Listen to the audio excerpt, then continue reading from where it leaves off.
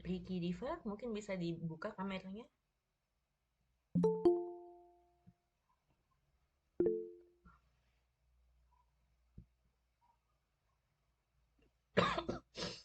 Oke, kamera dan mic masih rusak. Oke. Budi Santoso, mungkin bisa dibuka kameranya. Kita foto dulu sebagai bahan dokumentasi ya.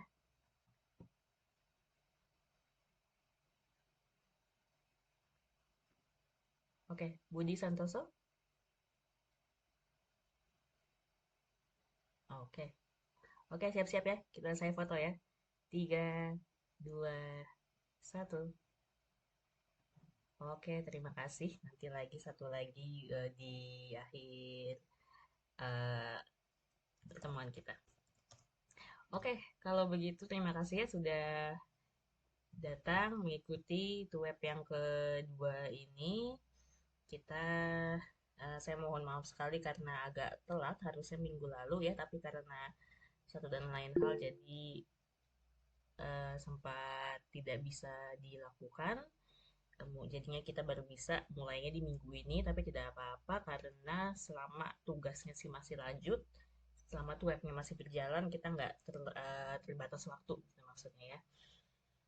Nah, jadi eh, minggu ini kita akan melakukan bimbingan mengenai tugas kita yang kedua, yaitu daftar pustaka. Tetapi kita kan kalau tidak salah ini sudah masuk minggu ketiga juga ya, jadi sebetulnya sudah harus mengumpulkan tugas yang ketiga juga, yaitu sudah harus mulai menulis lagi. Ya, menulis yang kemarin kita teman-teman sempat submit di tugas satu itu, yaitu pendahuluan dan macam-macamnya, dan itu seharusnya sudah harus berbentuk essay gitu, berbentuk draft. Kalau kemarin kan masih baru poin-poin ya. Nah, untuk minggu ketiga ini sebetulnya harusnya teman-teman sudah mulai mengumpulkan draftnya, tapi bentuknya sudah paragraf, jadi sudah bukan poin-poin lagi. Ya, tapi karena kita ini baru melakukan web kedua, jadi kita akan fokus dulu ke daftar pustaka, karena memang itulah yang dipelajari di web tugas dan web kedua. Tetapi kalau misalnya teman-teman ada yang sudah mengerjakan penelitiannya sampai bentuknya draft, sampai bentuknya paragraf, itu tidak apa-apa, itu justru sangat baik sekali biar kita bisa memeriksa bareng-bareng gitu. Begitupun dengan teman-teman yang kemarin mungkin di tugas satunya itu masih salah, entah mungkin daftar pustakanya kurang atau sorry, referensinya kurang atau mungkin tema penelitiannya juga masih belum kurang tepat, itu bisa sekalian kita bahas sama-sama di sini sekaligus membahas yang bagian daftar pustakanya. Begitu ya. Jadi memang walaupun fokus pertemuan kita malam ini adalah daftar pustaka, tetapi tidak bukan berarti kita tidak bisa membahas maaf, bukan berarti kita tidak bisa membahas bagian-bagian lainnya gitu. Jadi kalau misalnya anggap aja ini seperti bimbingan skripsi biasa, kalau memang ada yang kurang jelas atau perlu ditanyakan terkait yang bukan daftar pustaka, itu sangat sangat dianjurkan. Karena intinya saat kelas ini selesai nanti, teman-teman itu harus mengumpulkan penelitiannya dalam bentuk yang sudah jadi, bukan poin-poin lagi dan bukan macam-macamnya. Jadi kalau misalnya untuk daftar pustaka ya udah bisa kita kesampingkan begitu, misalnya sementara bagian yang penting misalnya tema penelitiannya juga masih salah, itulah yang akan kita fokuskan dulu begitu. Jadi nggak usah khawatir kalau misalnya ada teman-teman yang mungkin belum bikin daftar pustaka gitu karena yang kemarin belum dikasih feedback gitu misalnya, atau sudah dikasih feedback tapi masih salah, mau nanya tentang itu dulu nggak apa-apa, silakan gitu ya. Tapi juga akan saya berikan nanti bagaimana cara membuat daftar pustakanya gitu. Di sini ada yang sudah membuat daftar pustakanya?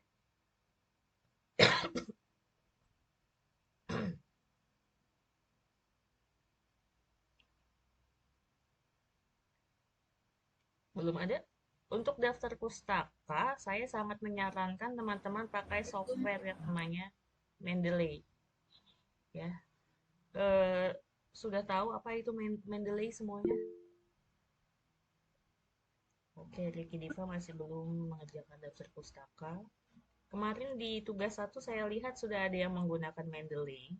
Sudah ada yang daftar pustaka yang menggunakan Mendeley maksudnya.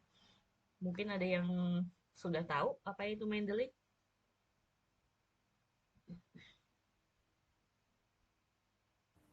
Lupa, Miss. Belum, Bu. Sudah pernah belajar tapi lupa. Oh, oke. Iya, jadi tapi sudah tahu ya. Ini Budi Santoso juga bilang sudah buat daftar pustaka cuma belum Saya pakai belum Mendeley. tahu, Oke. Miss. Oke, jadi Mendeley itu software ya, aplikasi di dalam komputer atau laptop. Itu gunanya adalah aplikasi atau software untuk membuat daftar pustaka. Jadi kamu tinggal memasukkan aja namanya, tahunnya gitu-gitu. Nanti susunannya Mendeley lah yang akan membuatnya begitu. Yang membuat kita sering salah saat menulis daftar pustaka kan biasanya itu ya. Jadi apa namanya? Setelah nama ada apa, ada tahun, tahunnya pakai tanda kurung atau tidak, terus habis itu judul bukunya harus dicetak miring atau tidak, judul bukunya harus kapital atau tidak gitu-gitu kan biasanya itu yang menjadi masalahnya gitu kan. Itu yang banyak kita salahnya di situ. Nah, kalau kita sudah pakai Mendeley, itu nanti Mendeley sendirinya akan menyusunnya untuk kita. Kita tinggal itu nanti kalau sudah di-download, tinggal ini aja apa namanya sudah bersambungan gitu ya dengan Microsoft Word. Jadi nanti di Microsoft Word itu ada gadgetnya sendiri. Tunggu, mungkin saya bisa share screen sedikit kali ya kita lihat Mendeley itu seperti apa.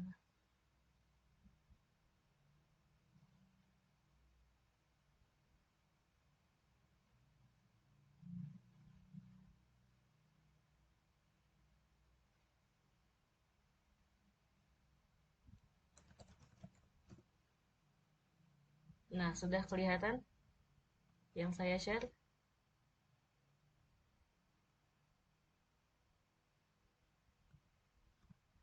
Mana? Udah kelihatan? Kelihatan ya? Kelihatan, Bu. Oke, ini nanti tinggal cari aja Mendeley di Google. Ini dia bentuknya begini ya, sih seperti ini. Terus download ini downloadnya gratis kok. Ya, ini kalau sudah di-download nanti dia bisa dipakai di dalam Microsoft Word gitu. Ya, nanti download untuk Windows semacamnya, terus nanti kita bisa ke Microsoft Word sebentar ya. Kalau misalnya tidak berubah layarnya tolong kasih tahu ya, harusnya sih berubah. Nah, ini sudah masuk ya ke dalam Microsoft Word. Mendeley itu ada di sini. Nah, di bagian reference atau kalau bahasa Indonesia referensi, dia ada di sini Mendeley set. Maksudnya bagaimana? Cara memakainya bagaimana? Jadi misalnya kita mau menuliskan eh, kata ahli nih, misalnya penerjemahan adalah gitu ya, bla bla bla. Terus kan kalau misalnya kita tulis manual, ini berarti kita mengutip kalimat ahli gitu ya. Itu kalau kita kutip, kita biasanya menandakannya dengan misalnya begini. Ini kata Newmark tahun 1983, contohnya begitu. Ya, kan kita tulis secara manual. Tetapi kalau kita pakai Mendeley, itu tidak perlu. Kita nulis aja ini penerjemahan adalah proses apa gitu misalnya. Terus kita tinggal klik aja gitu bahwa ini, sorry, oh ini harus login dulu sepertinya, maaf ya.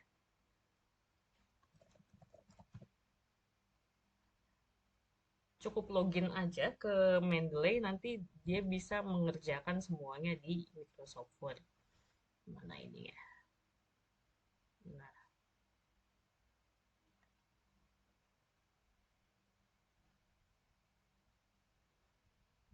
masih kelihatan ya, semoga yang pakai HP gitu juga masih bisa melihat, jadi nggak terlalu kecil gitu maksudnya layarnya ya. Nah, Misalnya di sini adalah penerjemahan adalah proses memindahkan, sorry. Contohnya ya, memindahkan makna. Nah, ini kata siapa? Ternyata kata, misalnya ini, kata ini deh, bala poteswari ini. Kita cukup klik aja. Nah, muncul langsung begini. Muncul langsung namanya dan tahunnya. Gitu, ya. Jadi kita nggak perlu menulis ulang lagi seperti yang tadi di atas itu, karena sudah langsung muncul di sebelahnya. Insert, udah langsung muncul begini. Nah, kalau pakai Mendeley ini juga akan memudahkan kalian mengingat ini tadi siapa saja yang kalian cantumkan di ini di badan teksnya, karena nanti dia juga bisa membuat daftar pustaka berdasarkan nama-nama yang sudah kita cantumkan di sini. Tuh. Misalnya ini tadi kita di halaman ini kita sudah pakai si Laumer et al. Terus habis itu nanti di halaman-halaman berikutnya kita juga mencantumkan kata pakar misalnya ini Ar-Rasyid. Terus habis itu di halaman-halaman berikutnya lagi ada lagi yang lain, misalnya ini Salsabila gitu misalnya. Nah ini kan kita sudah memakai tiga ya, tiga referensi. Nah, si Mendeley ini dia bisa membuat daftar pustaka berdasarkan referensi-referensi yang sudah kita cantumkan di atas-atasnya. Jadi tidak akan ada referensi yang terlupa kita tuliskan di daftar pustaka karena sudah otomatis oleh Mendeley gitu. Hanya perlu di ini aja. Nih, insert bibliografi. Nah, langsung muncul begini tuh. Jadi nggak perlu susah-susah lagi. Kita setelah nama nama pengarang pakai tahunnya gimana, apakah pakai tanda kurung atau enggak, terus judulnya apa, bagaimana itu sudah tidak perlu lagi karena sudah otomatis ya disusun oleh Mendeley. Jadi kita pertama kita tidak lupa siapa referensi-referensi yang sudah kita tulis di atas-atasnya ini, dan kedua kita juga nggak perlu sulit-sulit lagi, susah-susah lagi menulis manual daftar pustakanya. Ya, sudah disusun langsung seperti ini. Yang penting kita sudah menginput nama pengarang, nama judul penelitian, judul jurnal kalau memang itu dari dalam jurnal. Kemudian ada linknya gitu ya. Dan enaknya pakai Mendeley ini dia mempunyai apa ya? Istilahnya search engine-nya sendiri. Jadi kita bisa mencari penelitian lewat websitenya dia gitu. Kemudian nanti bisa disambungkan ke dalam Mendeley-nya. Jadi kita nggak perlu input satu-satu lagi datanya, tetapi sudah dari sananya disediakan begitu. Jadi kalau misalnya teman-teman masih bingung, ini setelah nama biasanya apa sih tahun gitu, misalnya setelah tahun pakainya titik apa koma atau pakainya judulnya dicetak miring atau tidak, itu daripada menghafal yang seperti itu sebetulnya jauh lebih baik kalau teman-teman memakai Mendeley. Itu tadi apa aja, jadi tidak perlu, tidak akan terlupa, tidak akan terlewat referensi-referensi yang sudah teman-teman tuliskan di sini. Kemudian tidak perlu susah-susah menulis susunan daftar pustaka lagi. Dan juga enaknya kalau di Mendeley itu berarti semua referensi yang teman-teman pakaikan Mendeley itu memang sudah valid gitu. Jadi bukan daftar pustaka yang dibuat-buat. Kadang-kadang banyak penelitian atau jurnal yang tidak menerima kalau teman-teman tidak pakai Mendeley karena khawatirnya akan ada daftar pustaka yang dipalsukan gitu. Kalau pakai Mendeley itu sudah pasti valid datanya karena seperti yang tadi saya bilang ya di Mendeley itu sudah menyediakan penelitian yang bisa diambil disusun sebagai daftar pustaka. Jadi penelitiannya pasti memang memang ada gitu. Penelitiannya tidak palsu. Kalau misalnya penelitiannya palsu, itu ketahuan karena ditulisnya manual. Sementara kalau pakai Mendeley, tidak bisa seperti itu. Pasti semua penelitian yang ada di Mendeley itu semuanya sudah penelitian yang memang benar-benar ada, penelitian yang valid gitu. Jadi tidak perlu dipertanyakan lagi keasliannya gitu ya. Di sini semuanya kan pakai ini ya. eh di sini semuanya pakai laptop ya, pakai komputer. Tidak ada yang mengerjakan pakai HP aja kan?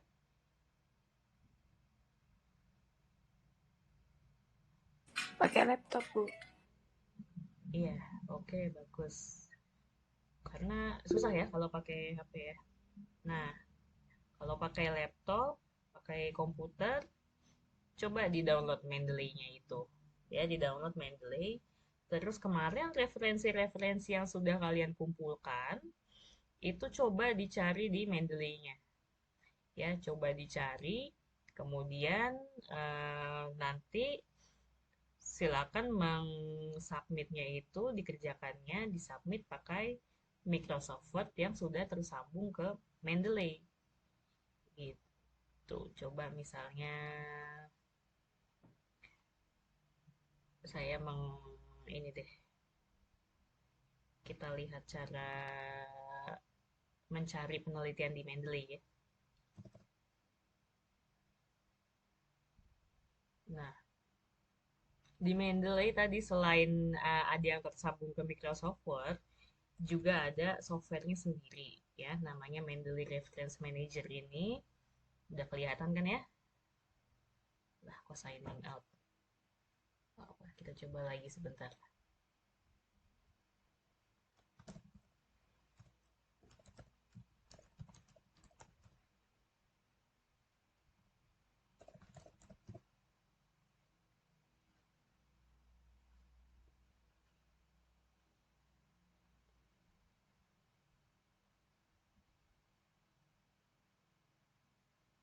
Nah, di sini kita bisa melihat, kita bisa mencari penelitiannya itu di sini. Tools, search for articles online.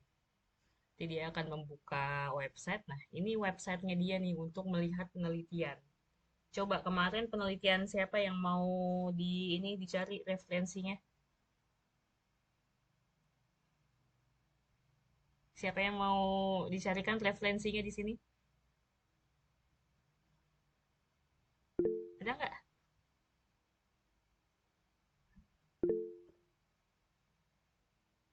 Oh, oke.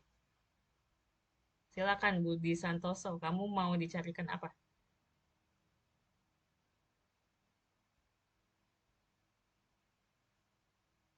Ini kalau saya pindah-pindah tab nanti kelihatan ya, nggak apa-apa deh. Budi Santoso, kamu mau dicarikan siapa ininya? Referensi kamu. Namanya siapa atau judulnya? eh Judulnya sebentar Bu, saya cari dulu.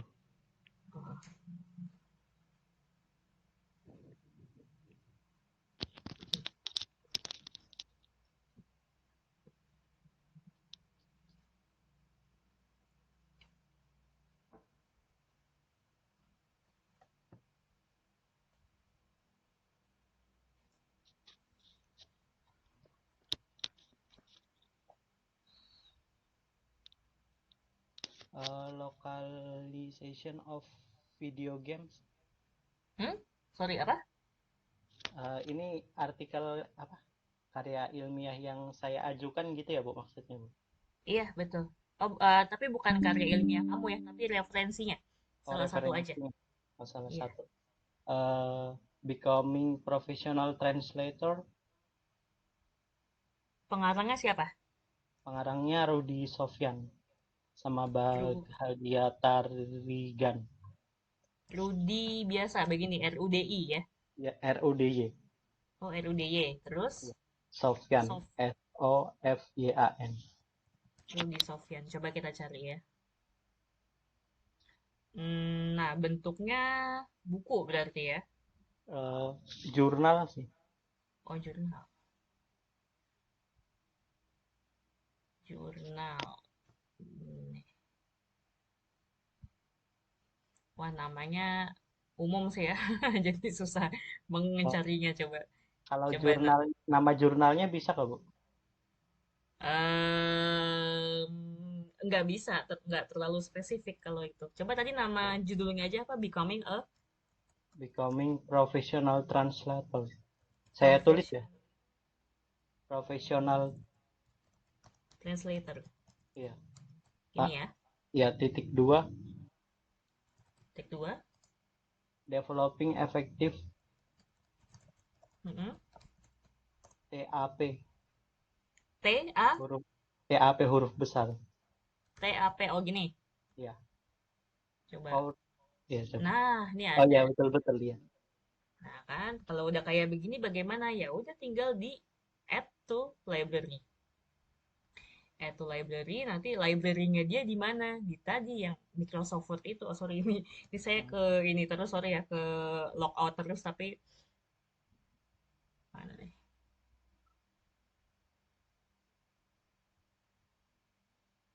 Nah, nah, kalau sudah di add ke library, nanti ini pilihannya di sini menjadi view in library. Library-nya dia di mana? Di tadi yang Microsoft Word itu. Coba kita buka lagi Microsoft Word-nya ya. Nah, kita kembali ke sini. Nah, library ini yang ini nih, yang di sebelah kanan ini. Tapi ini masih belum kita refresh, karena kan tadi baru kita masukin ya, jadi masih belum ada. Ini kalau mau kita refresh, kita tinggal di klik aja di sini, terus update. Ya, di update, nanti dia muncul yang punyanya si referensi yang barusan kita masukkan. Nah, paling atas dia langsung muncul kan, Becoming Professional Translator, Developing Effective TAP Course for Undergraduate Students, yang bikin Sofyan R sama Tarigan B gitu ya. Nah, Iya, ya Bu. udah kita nulis aja nih, misalnya kita menurut siapa? Menurut si ini Sofyan gitu ya. Nah, langsung muncul begitu. Translator adalah bla bla bla. Misalnya begitu ya. Seperti itu. Terus kalau sudah selesai bagaimana? Ini daftar pustakanya akan auto terupdate tuh ya, langsung di sini. Langsung muncul di bagian bawah ini. Dia juga update-nya bahkan secara alfabet. Jadi kebetulan aja ini si Sofyan memang di paling bawah. Tapi kalau misalnya kita eh, tadi menambahkan referensi dari huruf M, misalnya dia akan munculnya di tengah-tengah. Langsung auto gitu, otomatis. Ya, ya udah kita nggak perlu susah-susah lagi ini si Sofyan tadi tahun berapa karena sudah ada di websitenya Mendeley tadi. Judulnya sudah ada lengkap langsungnya sampai students. Nah, ini judul jurnalnya juga udah ada walaupun tadi saya nggak nanya ke Budi Santoso kan yang nama jurnalnya apa enggak. Mendeley langsung kasih tahu gitu, langsung langsung muncul di datanya. Ini juga volumenya nih, ini volume jurnal dan edisinya. Ini linknya, ini link menuju jurnalnya. Gitu. Jadi saya sangat menyarankan kalian semua pakai ini Mendeley gitu karena ya ini segampang ini gitu, tidak perlu sulit-sulit lagi. Jadi kalian tidak perlu susah-susah menghafal, fokus kalian cukup hanya mencari referensi aja gitu. Nanti untuk menyusun daftar pustakanya biarkan Mendeley aja yang bekerja begitu ya. Tapi satu lagi, kadang-kadang Mendeley tidak memiliki ininya, tidak memiliki artikelnya. Kadang-kadang mungkin artikel yang baru itu penelitian yang baru atau penelitian yang bahasa Indonesia biasanya jarang ada. Ya, yang dari Indonesia itu biasanya jarang ada. Kalau sudah seperti itu bagaimana? Apakah tidak bisa kita tambahkan di Mendeley? Masih bisa. Ya, kita buka tadi yang software Mendeley-nya, kita add new aja. Sebentar, tadi kayaknya ada yang baru join.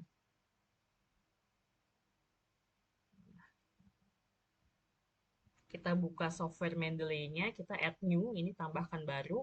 Kemudian kita bisa add entry manually, ya. Nah, ini kita bisa ini aja, mengisinya aja. Apakah itu jurnal atau buku gitu. Nanti dia disuruh ngisi judulnya apa, pengarangnya siapa, tahunnya berapa, volumenya volume berapa, kuotanya di mana, bla bla bla, terus nanti tambahkan entry, nanti dia muncul di library seperti yang tadi. Dia langsung muncul di Microsoft Word. Cara makainya tinggal kita klik aja tadi insert citation. Bahkan kalau misalnya kalian tidak ada di Mendeley penelitiannya, tapi kalian punya filenya, file digitalnya, itu bisa masukin ya.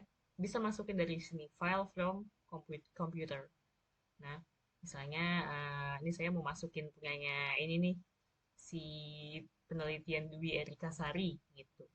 Ini tinggal dimasukin, nanti dia akan memproses sendiri apa judulnya, siapa pengarangnya, tahun berapa gitu-gitu. Jadi seperti kita menambahkan entry secara manual tadi, tetapi dari sananya sudah ditambahkan sendiri oleh Mendeley. Ya, mungkin kita harus ngecek lagi aja apakah penulisan judulnya sudah benar, terus habis itu apakah nama pengarangnya juga sudah benar, cara dia memisahkannya gitu, memisahkan pengarang satu dengan pengarang dua dan lain-lain. Tapi kita yang penting kalau pakai Mendeley, kita hanya fokus pada mencari referensi aja. Untuk bagian menyusun-nyusun daftar pustaka, itu kita tinggal klik-klik aja, nanti Mendeley-nya sendiri yang akan mengerjakannya gitu. Jadi tidak perlu menghabiskan banyak waktu di cara menuliskan daftar pustakanya itu. Itu karena sudah dikerjakan oleh robot gitulah istilahnya ya. Mendeley ini kan sudah asisten kita jadinya istilahnya secara otomatis gitu. Nah, ini kita sudah selesai mengupload. Nah, muncul langsung di library-nya, tetapi belum lengkap ya. Judulnya sudah benar, langsung ada judulnya, tetapi pengarangnya tidak kelihatan di dia. Nah, kita bisa baru menuliskannya secara manual gitu ya. Kemudian ini mungkin identifier link DOI atau ISBN kalau misalnya kita punya atau kita butuh dan lain-lain gitu ya. Jadi seperti itu kalau misalnya kalian mau pakai Mendeley, dan saya sangat menganjurkan karena kayaknya bahkan dari UT sendiri menganjurkan kalian memakai Mendeley. Karena tadi itu kalau sudah pakai Mendeley berarti referensi kalian itu valid, memang benar-benar ada ya. Kalau tidak pakai Mendeley bisa jadi referensi yang kalian tuliskan itu sebetulnya apa namanya palsu, dipalsukan gitu. Jadinya sangat menganjurkan kalian semua untuk memakai Mendeley ya. Untuk cara pemakaiannya tadi sudah sedikit saya tampilkan, tapi kalau misalnya nanti masih mau dia ditanyakan lagi silahkan. Jadi kita akan belajar gitu menyusun daftar pustaka baik manual maupun menggunakan Mendeley gitu ya. Itu Mendeley nggak seberat itu kok untuk di laptop, jadi nanti nanti dicoba aja gitu, siapa tahu ternyata jauh lebih mudah dipakai daripada kalian harus menghafalkan cara menulis daftar pustaka gitu ya. Oke, sampai sini ada yang mau ditanyakan atau komentar?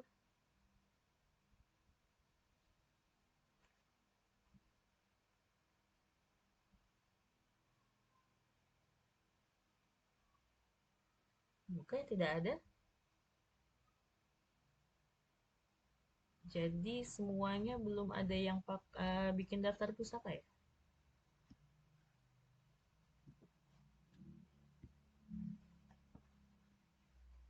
Coba.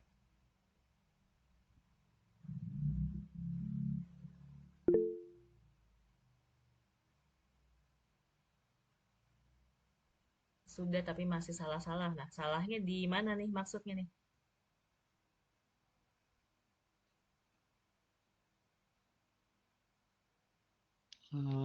Yang penulisan tadi Bu, saya yang lihat sama kan sama Mendeley beda. Iya, oke. Kalau penulisan sebetulnya sudah di ini ya, di em, panduan apa? Panduan UT untuk Karil itu kan sebetulnya sudah ada ya, bisa dilihat lagi. Coba saya presentasikan deh. Walaupun mungkin tetap agak membingungkan. Coba. Nah, ini ya bisa dilihat di Karil sesi 1 kalau tidak salah, ini panduan Karilnya. Di sini ada manual panduan pengutipan daftar pustaka. Ini sebetulnya sama sih sama yang Mendeley tadi yang kita ini kan sama-sama style namanya APA, APA 7 nama stylenya ya. Jadi kalau misalnya nanti kalian bingung, ini sebetulnya eh, apa sih namanya penyusunannya tuh bagaimana sih? Apakah harus sama persis seperti ini? Iya, karena memang ini adalah menggunakan daftar pustaka dengan style atau gaya APA 7. Ini ya, tadi kayaknya ada. Nah, ini nih, APA style. Yang ketujuh, edisi ketujuh. Semua style APA edisi ketujuh itu penulisannya sama seperti ini, sesuai dengan instruksinya UT. Gitu. Jadi kalau misalnya yang di panduan buku UT ini masih belum jelas, itu bisa kalian coba Google sendiri untuk melihat cara penulisan referensi atau citation APA edisi 7 atau APA 7 gitu ya. Di sini menurut saya sih sebetulnya sudah agak lengkap, tapi mungkin masih ada yang bingung-bingung atau mungkin lupa, nanti bisa dicek lagi di sumber lainnya gitu ya, di website atau macam-macamnya. Yang harus, nah yang suka salah-salah kalau misalnya kalian ingin manual, walaupun saya sangat tidak menganjurkannya ya, karena takut lupa atau takut ada referensi yang terlewat. Tapi kalau misalnya kalian mau mencoba berlatih membuat daftar pustaka versi manual di gaya style APA ketujuh ini, biasanya yang berbeda itu adalah ini, tanda kurung di setelah tahun ya. Tanda kurung di tahun, kemudian judul. Judulnya tidak perlu kapital di semua awal huruf ya. Misalnya coba lihat ini, prosedur penelitian suatu pendekatan praktik.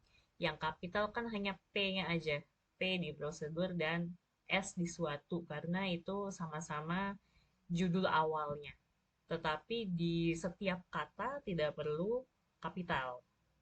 Seperti yang bawahnya ini juga. Philosophy and Public Administration. Yang kapital hanya P. Ya, ini salah satu ciri-ciri dari daftar pustaka yang menggunakan gaya APA 7. Tidak perlu kapital semua, hanya yang di awal saja. Judul awalnya atau setelah titik dua gitu, karena setelah titik dua itu biasanya subjudul masuknya ya. Nah, subjudul itu jadi harus kapital juga, tetapi di kata lainnya tidak perlu pakai kapital. Nah, ini yang saya rasa banyak salahnya, karena waktu kita SD, SMP gitu ya, biasanya ini juga ikutan kapital gitu. Di semua kata tuh ikutan kapital huruf depannya.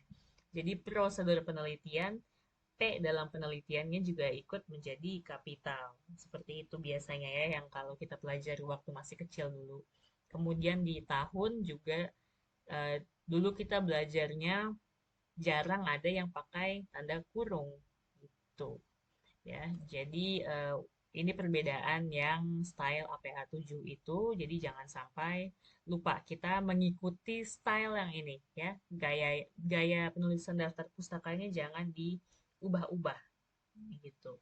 Kalau misalnya ini kan kita pakai style APA 7, kemudian teman-teman sudah menuliskan buku daftar pustaka buku dengan style yang ini, tapi tiba-tiba bingung mau menuliskan bagaimana menuliskan referensi website untuk daftar pustaka gitu.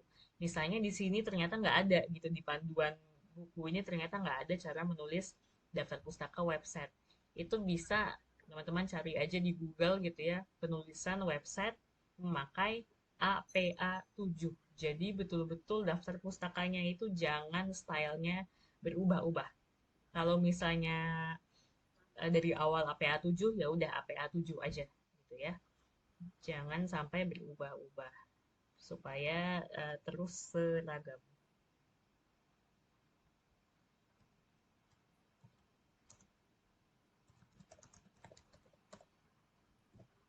Ini ya namanya ya, APA 7th edition.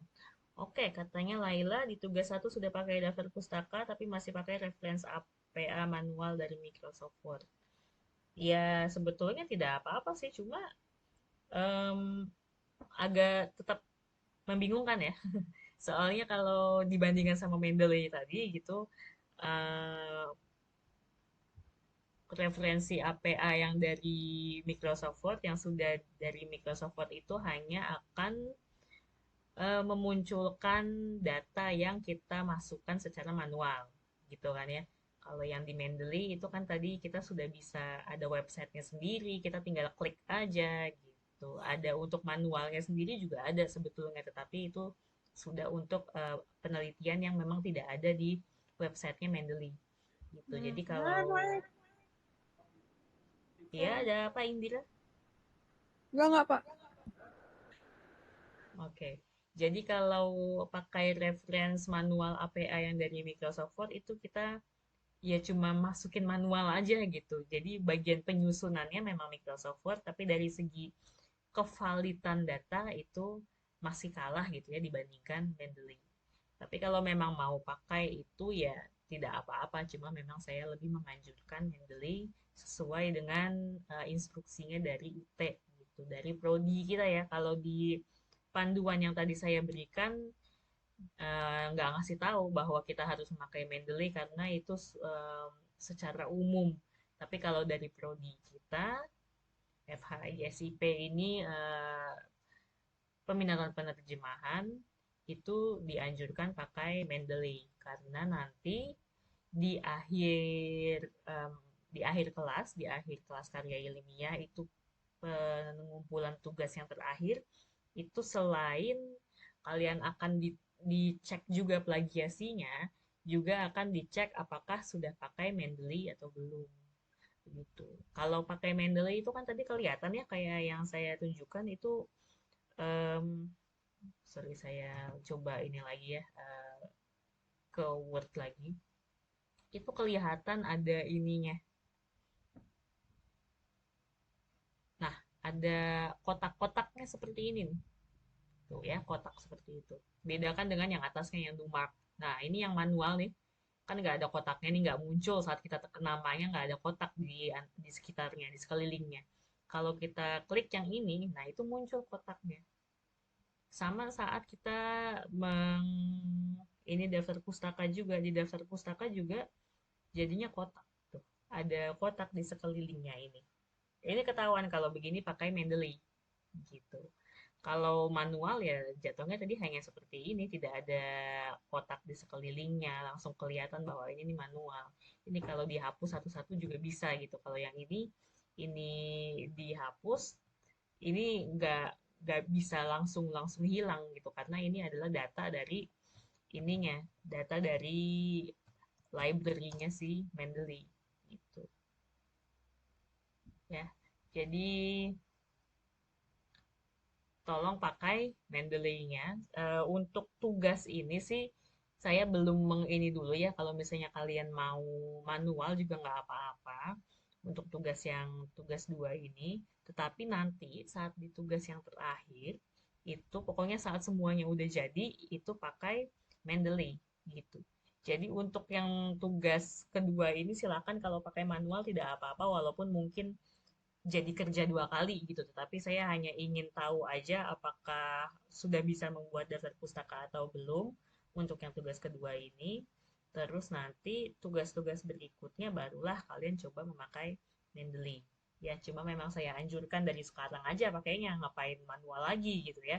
Kalau di akhir kelas nanti harus pakai Mendeley ya udah dari sekarang aja. Kalau manual lagi nanti kerjanya dua kali gitu. Kalau misalnya pakai Mendeley dari sekarang kan misalnya nanti ada yang mau ditambahkan lagi nanti dia otomatis ya muncul di daftar pustakanya Mendeley itu seperti yang tadi sempat kita lihat. Oke, ada lagi yang mau dikomentari atau ditanyakan mungkin?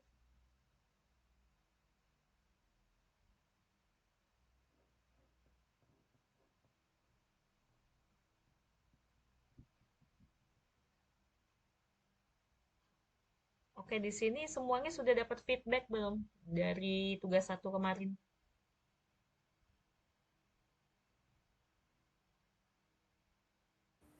Sudah, Miss. Udah semua? Nggak ada yang Oh, ada yang belum? Oke, nanti cobain ya. Terkait daftar pustaka atau referensi ya, kayaknya hampir semuanya saya komentari bahwa lebih baik 10 tahun terakhir boleh ya, penelitian 10 tahun terakhir, tetapi lebih baik perbanyak penelitian yang 5 tahun terakhir. Gitu. Berarti yang kemarin 10 tahun terakhir nggak bisa dipakai, bisa aja. Tapi mulai sekarang, nanti saat mulai menulis, coba cari juga penelitian, lebih banyak penelitian yang 5 tahun terakhir. Karena bidang keilmuan kita ini kan humaniora gitu ya. Jadi berkembangnya itu sangat cepat. Jadi kalau 10 tahun terakhir itu 2014 dengan 2024 itu sudah jauh sekali kalau di bidang keilmuan kita. Gitu. Buku-buku gitu misalnya dalam 1 tahun aja udah banyak banget yang terbit misalnya ya. Penerjemahan juga seperti itu.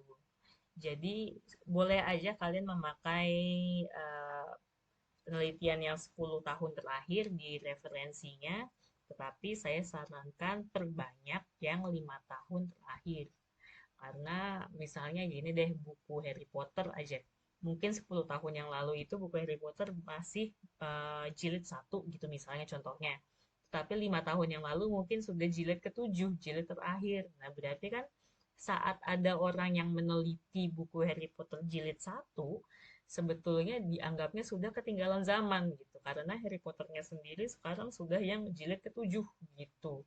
Ya, jadi itulah ya kenapa saya menganjurkan perbanyak yang 5 tahun ke belakang karena bidang keilmuan kita itu cepat sekali berkembangnya gitu daripada eh, kalian dianggap jadul ini kan referensinya lebih baik coba perbanyak yang 5 tahun ke belakang gitu. Tapi yang 10 tahun terakhir ya nggak apa-apa dipakai juga ya cuma jangan ditambah lagi gitu istilahnya kalau mau nambah coba yang 5 tahun terakhir aja gitu. Kemudian yang bereputasi itu ya, jurnal bereputasi itu di negara kita tuh ada satu lah ya. Kayaknya cuma satu yang bisa dianggap bereputasi ya, yaitu yang bereputasi Sinta. Nah, tapi Sinta ini sendiri ada 6 level, ada Sinta 1 sampai Sinta 6 gitu. Jadi kalau misalnya menemukan jurnal itu biasanya di websitenya itu, di situs jurnalnya itu mencantumkan dia itu level Sinta berapa gitu. 1 sampai 6 boleh itu masih dianggap bereputasi. Ya, atau reputasinya internasional kayak Scopus atau apa ya WQ dan lain-lain sebagainya itu dianggap reputasi juga tetapi internasional gitu. Coba kita cek jurnal yang berreputasi Sinta ya.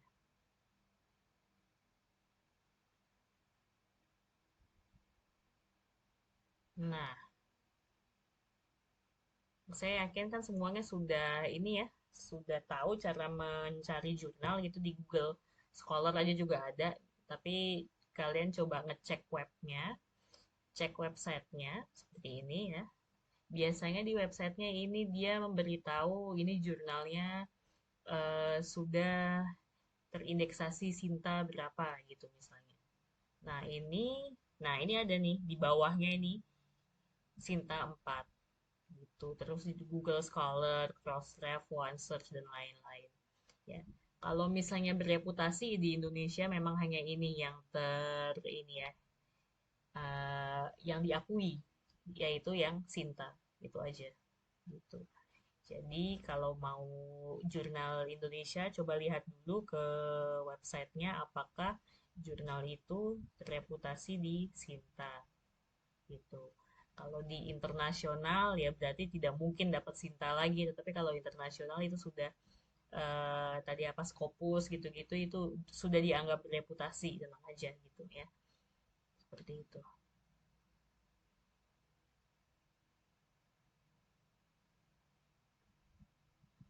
Oke. ada komentar atau pertanyaan?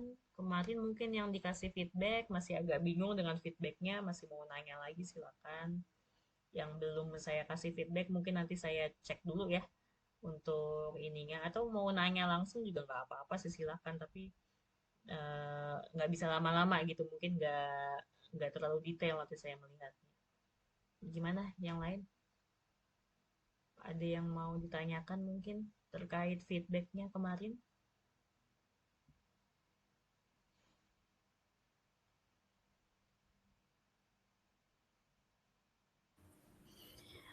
Miss, untuk pengutipan kemarin ada dikomentarin. Eh, Kenapa komentarnya? eh, di dimintanya supaya sesuai ini. Tunggu sebentar. Misal yang menurut Tarigan, gaya bahasa merupakan bahasa indah itu, Miss minta kan sesuai dengan yang Tarigan aja tahunnya. Kalau misal saya dapatnya dari artikel Setyaningsih, sedangkan Tarigan itu tahunnya 2013. Bagaimana, Miss? Tidak termasuk untuk 10 tahun. Kalau seingat saya Tarigan itu buku deh. Coba kamu dicek cek lagi. Kalau tidak salah Tarigan itu mengeluarkannya buku, bukan artikel jurnal. Jadi kalau buku itu sebetulnya boleh lebih dari 10 tahun gitu. Karena kalau buku itu kan berarti sudah ini ya, main source gitu, sumber utama dari pengetahuan kita. Kalau artikel jurnal itu memang update terus, makanya harus 10 tahun terakhir. Tapi kalau buku kan biasanya lebih apa namanya tidak lekang oleh waktu gitu istilahnya lah ya. Jadi biasanya kalau misalnya ada update-update baru pun itu buku itu akan diterbitkan lagi tapi dengan edisi yang berbeda gitu, edisi yang terbaru. Jadi kalau buku sebetulnya tidak masalah lebih dari 10 tahun gitu, apalagi untuk yang sumber utama pengetahuan begitu. Kecuali kalau misalnya kamu mengambilnya dari Setyaningsi dan dari Setyaningsi ini sudah apa ya, memodifikasi sedikit kata-katanya Tarigan. Misalnya si Tarigan bilang ABC gitu. Terus si Setyaningsi itu menyebutkan ABC kemudian kesimpulannya. Kesimpulan dari ABC itu adalah D gitu. Nah, kamu juga mau mengutip yang D itu. Nah, otomatis kamu sudah tidak bisa mencantumkan nama Tarigan lagi, tetapi punyanya Setyaningsih yang kamu cantumkan gitu. Karena yang kamu ambil bukan kata-katanya Tarigan, melainkan kesimpulan dari si Setyaningsih gitu. Jadi kalau memang masih mau pakai yang Setyaningsih karena tahunnya lebih baru gitu ya, coba kamu cek mungkin Setyaningsih ini ada membuat suatu modifikasi baru gitu dari perkataannya Tarigan atau kesimpulan baru yang bisa kamu pakai di penelitian kamu supaya tidak usah jauh-jauh melihat sampai ke penelitiannya si Tarigan gitu ya. Baik, Miss. Terima kasih. Oke, sama-sama. Yang lain bagaimana?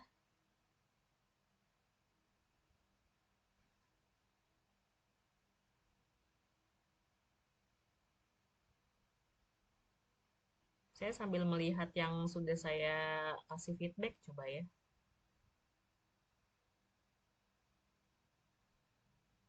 Kalau mau ada lagi yang ditanyakan silakan. Anggap aja kita lagi kayak bimbingan skripsi gitu, jadi banyak yang eh, ditanyakan untuk membuat tugas kalian lebih ini lagi nggak apa-apa silakan.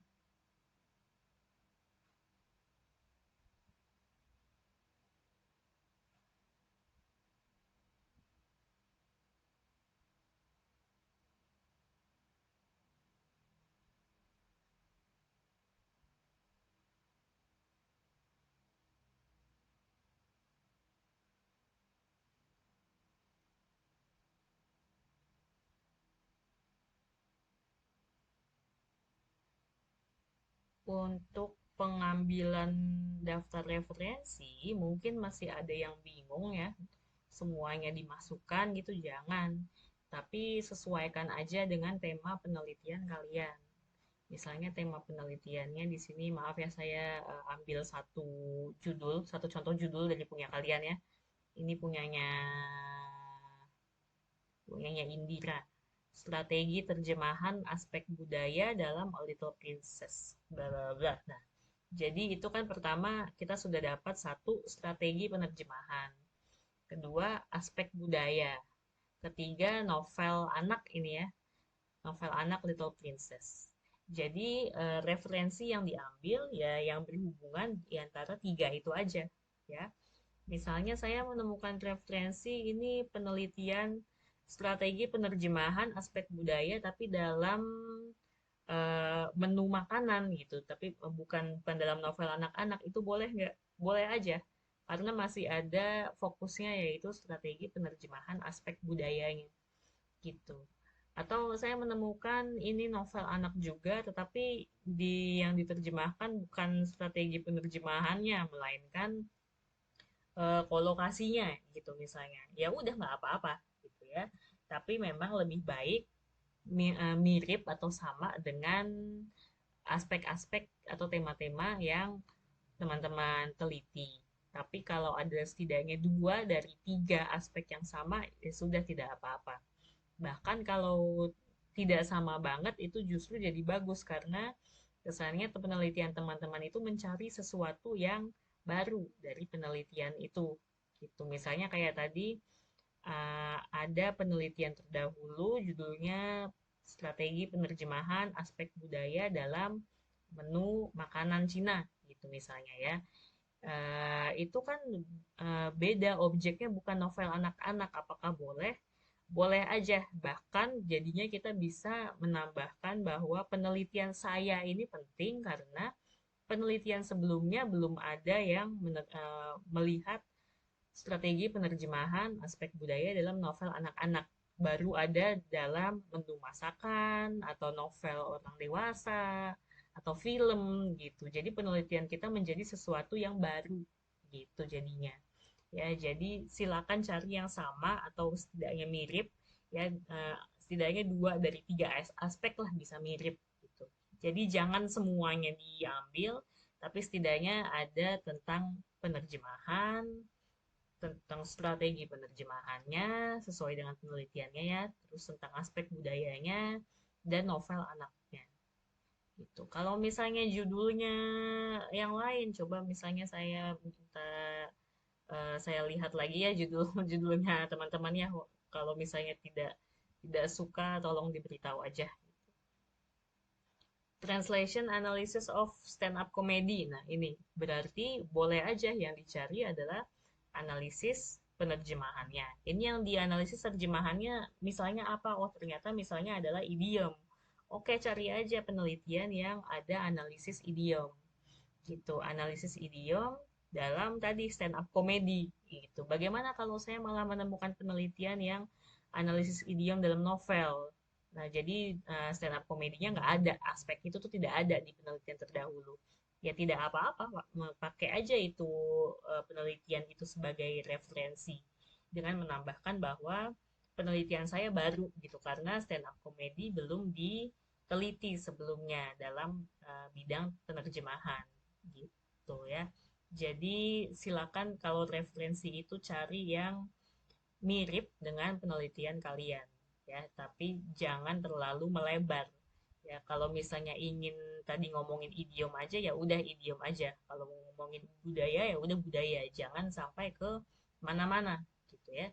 Jadi tolong juga ini judul-judul yang masih terlalu luas itu tolong disempitkan gitu. Kayak misalnya eh, ini tadi sebetulnya masih agak luas ya, yang translation analysis of stand up comedy itu masih agak luas. Coba mungkin dipersempit lagi apa yang dianalisis, apakah idiom atau bahasa slang atau strateginya gitu-gitu. Itu coba lebih dipersempit lagi di judulnya ya. Oke, ada lagi pertanyaan atau komentar dari kemarin feedback-feedback yang sudah saya berikan?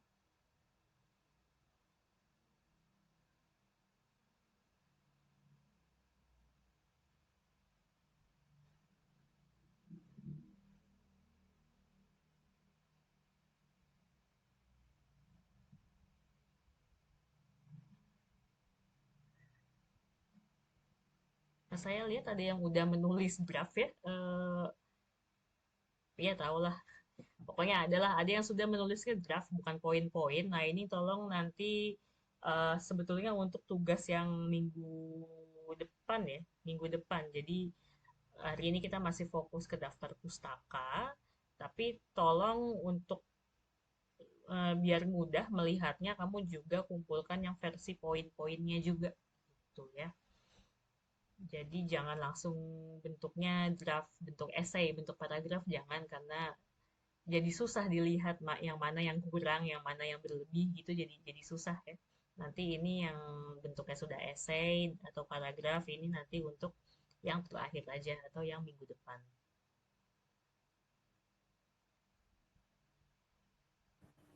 Miss, untuk Ya, tugas 2 ini sama kutipan langsung dan tidak langsungnya kayak gitu kah? iya sama kutipan langsung dan tidak langsung. Terus dicantumkan sumber. Ya, coba kita lihat ke aktivitas belajar. Berapa sih yang daftar pustaka? Sorry. 5 ya? Iya, 5. Iya, betul. Jadi, iya, bikin kutipan langsung dan tidak langsung, mencantumkan sumber kutipan sesuai gaya selingkuh UT ya tadi ya APA 7 gitu, serta membuat daftar pustaka atau bibliografi. Tetapi di sini di tugas ini memang tidak diberitahu ya apakah kalian harus sudah membuat bentuknya draft itu enggak. Jadi cukup apa ya? Kalau mau bikin langsung bentuknya draft tidak apa-apa, tapi di tugas yang ini sebetulnya kalian hanya disuruh mengambil kalimat-kalimat atau kutipan-kutipan yang kiranya akan berguna di penelitian kalian, kemudian coba dikembangkan menjadi kutipan langsung dan tidak langsung. Begitu. Jadi tidak full menuliskan bab satu gitu tidak, tapi langsung aja misalnya tadi Newmark 1984 berkata bahwa bla bla bla gitu. Seperti itu aja. Ya, jadi dari referensi-referensi yang kemarin atau mau nambah baru silakan itu cari beberapa kutipan yang mungkin akan kalian pakai gitu ya di dalam draft kalian nanti. Nah, itu silakan dituliskan menjadi kutipan langsung tidak langsung, kemudian berikan daftar pustakanya. Gitu ya. Kalau mau bentuknya langsung draft gimana? Jadi nggak usah bolak-balik untuk minggu depan ya saya pakai tugas yang ini lagi gitu. Nggak apa-apa silahkan. Cuma mungkin eh, kan itu akan makan waktu sangat lama gitu ya. Jadi memang tidak wajib. Yang penting yang wajib sih kutipan langsung tidak langsungnya aja dan daftar pustaka. Ya untuk bentuk penelitian eh, dalam bentuk draft itu masih belum. Kalau memang waktunya tidak cukup. Gitu. Itu untuk minggu depan. Oke, ada lagi?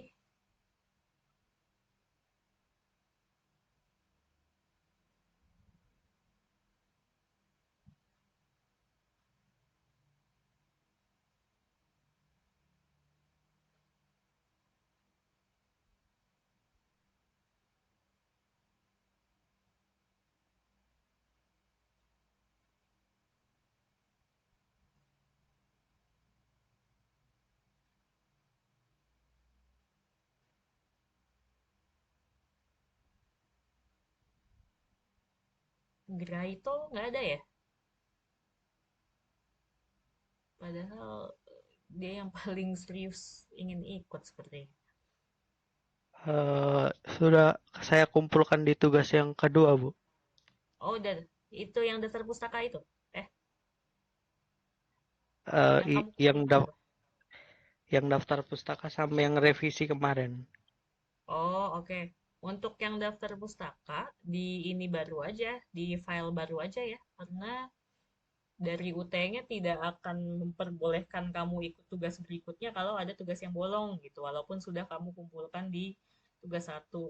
Jadi lebih baik kalau memang ada revisian kemarin itu ditaruh aja di tugas satu, terus nanti yang tugas duanya itu file baru lagi gitu untuk daftar pustaka gitu ya. Pokoknya ada isinya dari tugas satu sampai 4 itu ada isinya terus supaya dari UT membolehkan kamu untuk melanjutkan ke tugas berikutnya. Ya, gitu ya. Jadi yang tugas satu itu tetap diganti revisi yang lama itu ya, Bu? Atau bagaimana, Bu? Eh, Kemarin kamu tugas satu ada ini, ada feedback untuk direvisi. Iya, judulnya belum sesuai dengan itu, Bu. Karena pas web satu udah itu apa? Oh, oke. Iya. Boleh. Jadi tugas satu itu revisi, tapi itu juga boleh silakan dikumpulkan di tugas kedua bersamaan dengan daftar pustaka gitu supaya saya memang melihat soalnya kalau kalian mengumpulkan revisi di tugas satu itu tidak ada notifnya di saya gitu. Nanti takutnya saya mengiranya kalian belum merevisinya. Jadi kalau sudah ada revisi, silakan boleh ditaruh di tugas satu kemudian memberitahu saya seperti ini atau langsung taruh di tugas dua. Jadi yang kalian upload di tugas dua itu ada revisian dan ada tugas yang baru gitu, tugas daftar pustaka seperti itu ya. Pokoknya jangan sampai ada yang bolong ininya, tugasnya. Karena kalau seperti itu kalian sendiri yang tidak bisa maju jadinya ke tugas berikutnya, ya. Ya, iya baik, Bu. Oke, yang lain bagaimana? Untuk feedback-feedback kemarin apakah sudah jelas semua?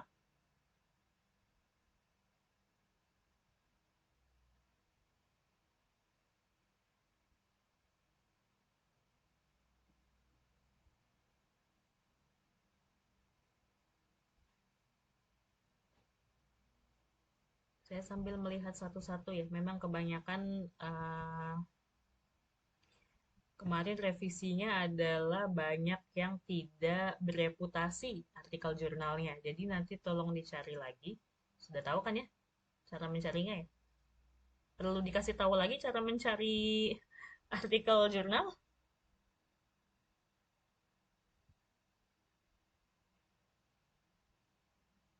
Biasanya Eh, mencari artikel jurnal kalian dari mana? di Sinta ya, Bu. Cuma lewat Iya. aplikasi, iya. Cuma agak Oh, susah sih kadang, iya. Kayak harus login dulu gitu ya. enggak sih.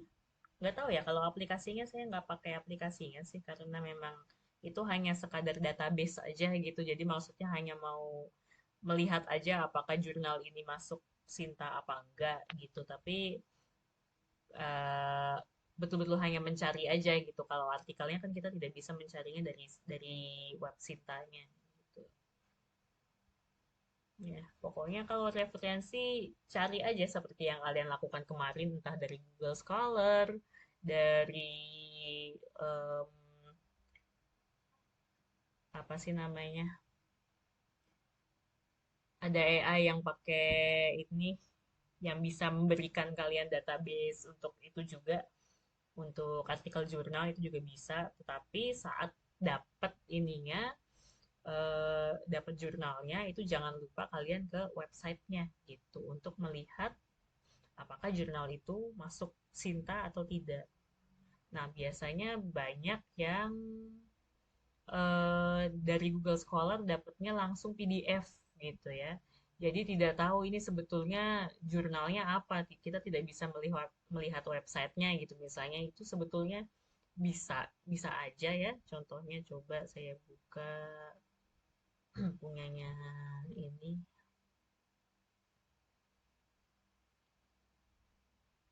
Coba saya share satu. Ini hasil dari download jurnal dan langsung menjadi PDF gitu. Jadi ininya nih nggak kelihatan apakah tunggu mana sih? Oh, ini.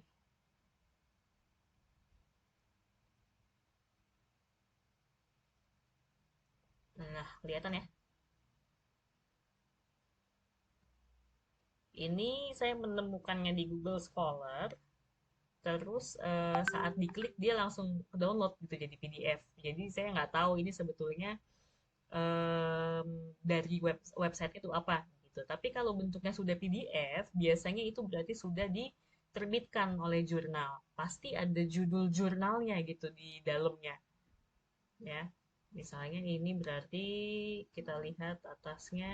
Nah, ini langsung ada kan Di sininya langsung ada link menuju jurnalnya. Ini juga judul jurnalnya ini ya, deskripsi bahasa.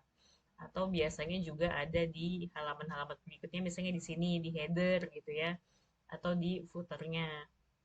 Di bawahnya di sini juga ada gitu. Jadi kalau bentuknya sudah PDF juga nggak usah bingung ini apakah bereputasi atau enggak. Kita lihat aja ini namanya ternyata ini linknya ini jurnal.ugm.ac.id garis miring DB. Coba kita cek ya.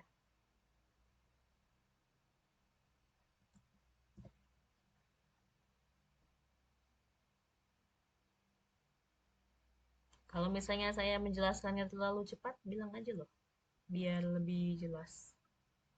Nah, ini ya, jurnal.ugm.ac.id garis miring DB. Nah, ini munculnya ke sini nih, ke website ini ya. Ke website ini, terus kita lihat aja ininya tadi apa deskripsi bahasa ya. Nah, ini apakah dia sudah Sinta? Coba kita lihat websitenya di About mungkin.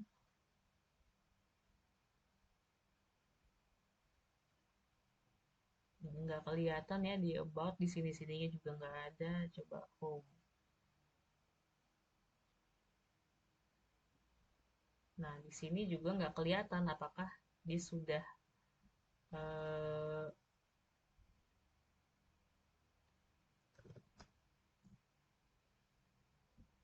iya betul nggak kelihatan ini dia masuk Sinta atau enggak tuh nggak kelihatan. Kalau gitu ya udah barulah kita coba ke website Sintanya ya.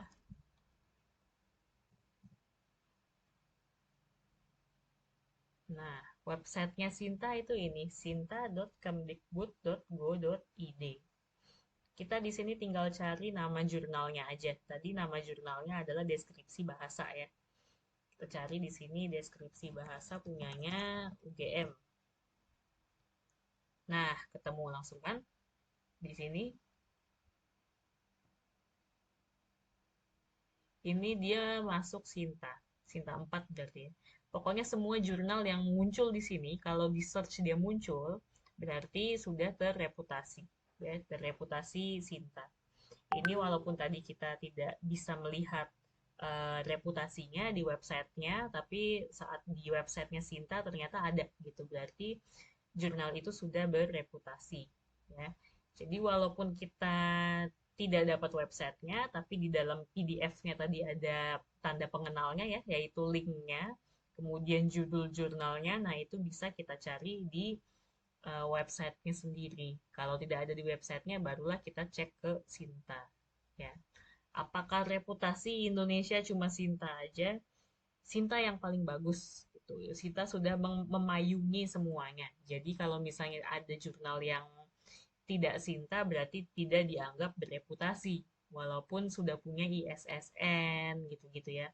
Walaupun sudah punya DOI, tapi kalau di jurnal Indonesia itu tidak masuk Sinta, kita tidak menganggapnya bereputasi gitu. Terus hati-hati juga dengan jurnal yang akreditasinya sudah Sinta, tetapi batas tahunnya hanya sampai 2024 aja gitu. Itu khawatirnya nanti saat kalian sudah harusnya lulus mata kuliah ini gitu, ternyata jurnal itu dianggap tidak bereputasi lagi karena masa reputasinya sudah habis, itu bisa gawat nanti. Bisa-bisa kalian yang kelulusannya ditunda gitu jadinya ya. Oke, ada komentar lagi?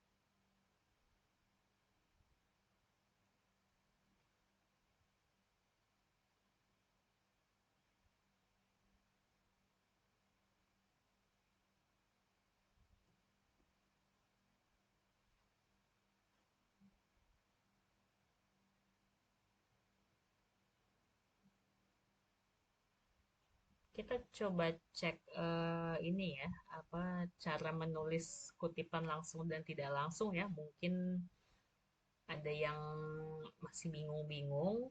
Kita belajar sedikit aja, nggak belajar, kita melihat sedikit aja dari panduan. Mungkin kalau ada yang kurang jelas nanti bisa ditanyakan ya di WhatsApp maupun di eh, pertemuan ini kalau misalnya masih ada waktunya. Ya. Ini bisa teman-teman sambil buka juga di sesi satu ya, masih panduan penulisan Karil UT. Itu sudah lengkap di situ, jadi bisa melihat di situ aja ya. Kutipan langsung seperti namanya itu biasanya kalau kita mengutip pakai dua tanda kutip ya. Misalnya tanda kutip penerjemahan adalah proses memindahkan makna. Terus kutip tutup, habis itu baru tanda kurung Numark 1984. Seperti itu adalah kutipan langsung ya. Kutipan langsung itu ada dua, pendek dan panjang.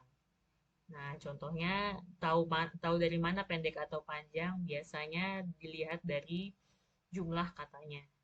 Kalau kutipan pendek itu kira-kira 40 kata.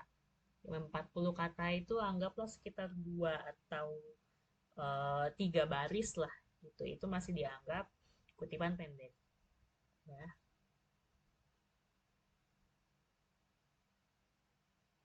Cara mengutipnya juga bisa macam-macam ya, bisa seperti ini atau nama penulis disebutkan dari bagian dari narasi. Di sini ada menurut Jones gitu. Atau Jones menemukan, nah itu masih termasuk dalam narasinya kita, masih penulisan penelitian kita gitu. Nah, kalau kutipan langsung panjang, nah ini lebih dari 40 kata. Nah, ini yang harus hati-hati ya, karena biasanya cara penulisannya jadi beda lagi ya, harus masuk 5 spasi dari margin kiri, terus habis itu 5 ketukan dari margin kutipan, gitu-gitu ya. Contohnya ya seperti ini nih, kayak gini nih kutipan panjang. Jadi dia masuk ke dalam gitu ya. Masuk ke dalam, terus nanti di belakangnya ada nama dan tahun. Begitu. Nah, ini tadi untuk yang kalau ada ini ya, penulis lain yang dikutip, kutipan diperoleh dari buku lain gitu misalnya. Jadi kita mengutipnya tuh penulisnya yang kedua. Contohnya jadinya begini. Eh, sebagaimana dipostulatkan oleh Wallace dalam Barkin 1992 gitu. Atau Wallace 1972 seperti dikutip dalam Barkin 1992. Gitu ya. Kalau misalnya penulis yang kalian kutip itu ada dua, mengutipkan penulisnya yang kedua. Ini untuk apa tadi kutipan langsung. Ciri-cirinya ya adalah ini ya, selalu ada tanda kutip. Bagaimana dengan pengutipan tidak langsung? Nah, pengutipan tidak langsung itu parafrase. Jadi kalimatnya pasti dimodifikasi, pasti diubah. Karena diubah, makanya tidak ada simbol tanda kutip ini. Gitu. Bagaimana cara mengubahnya ya? Kita bisa mengubah dengan menggunakan sinonim, mengubah kelas katanya, bahkan mengubah struktur kalimat atau memenggal kalimat, menggunakan teknik parafrasa sekaligus dan lain-lain. Contohnya bisa di sini ya, bisa kita lihat teks aslinya misalnya ini yang dicetak tebal bisa lihat ya. Flu ini berasal dari wabah pandemi influenza A. Nah, bagian itu diubah menjadi penyakit ini berasal dari wabah pandemi influenza A. Jadi sebenarnya sama, mirip, tetapi ada diubah menjadi menggunakan sinonimnya, menggunakan persamaan katanya, gitu. Atau kelas katanya diubah. Di sini kata gagal, ya WHO dianggap gagal dalam menangani pandemi virus corona, diganti menjadi WHO dianggap mengalami kegagalan.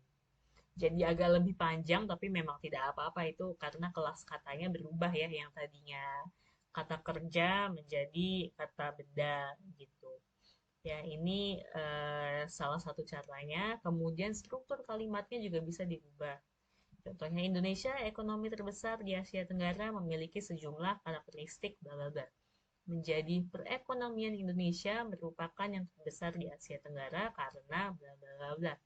Jadi ini struktur kalimatnya diubah. Yang tadinya Indonesia di depan jadi di belakang. Begitu ya. Tapi pastikan masih masuk akal. Atau bisa juga dipenggal kalimatnya, dipisah yang tadinya kalimatnya kompleks, kalimatnya panjang, diubah menjadi kalimat sederhana, tetapi lebih dari satu kalimat, gitu. Di sini contohnya Indonesia adalah negara yang memiliki potensi ekonomi yang tinggi dan mulai diperhatikan dunia internasional. Dipenggal menjadi dua kalimat menjadi Indonesia adalah negara yang memiliki potensi ekonomi tinggi. Potensi tersebut mulai diperhatikan dunia internasional. Ya, jadi satu kalimat dipenggal, dipisah menjadi dua kalimat atau boleh lebih, pokoknya menjadi lebih sederhana. Ya. Oke. Nah, ini pengutipan tidak langsung itu kalian harus hati-hati karena bisa dianggap sebagai plagiasi. Ya, jadi walaupun kalian sudah memparafrase nantinya, jangan yang diparafrase itu cuma sedikit gitu. Ini yang dicontoh ini sebetulnya yang diparafrase cuma sedikit. Apalagi yang ini gitu, yang hanya mengganti menjadi sinonim. Ini yang berbeda dari teks aslinya hanyalah flu aja menjadi penyakit ini gitu. Terus lainnya udah sama semua. Nah, ini udah dapat berapa persen kesamaan gitu ya. Jadi saat kalian mau mengutip tidak langsung itu harus hati-hati kalau memang ingin memparafrase, jangan mengubahnya terlalu sedikit. Jadi setidaknya pakailah parafrase yang tekniknya itu sekaligus. Tadi dia memenggal kalimat menjadi kalimat sederhana dan juga mengubah struktur kalimat dan juga mengubah kelas kata dan juga menggunakan sinonim gitu. Jadi dalam satu kalimat aja itu yang dimodifikasi ada banyak. Karena kalau yang dimodifikasi hanya satu, hanya begini aja, misalnya gagal menjadi mengalami kegagalan, sementara dari sini sampai titik itu sama semua, itu udah dianggap mirip banget gitu, berarti dianggap plagiasi. Ya, sementara itulah yang sangat tidak dibolehkan saat menuliskan karya ilmiah.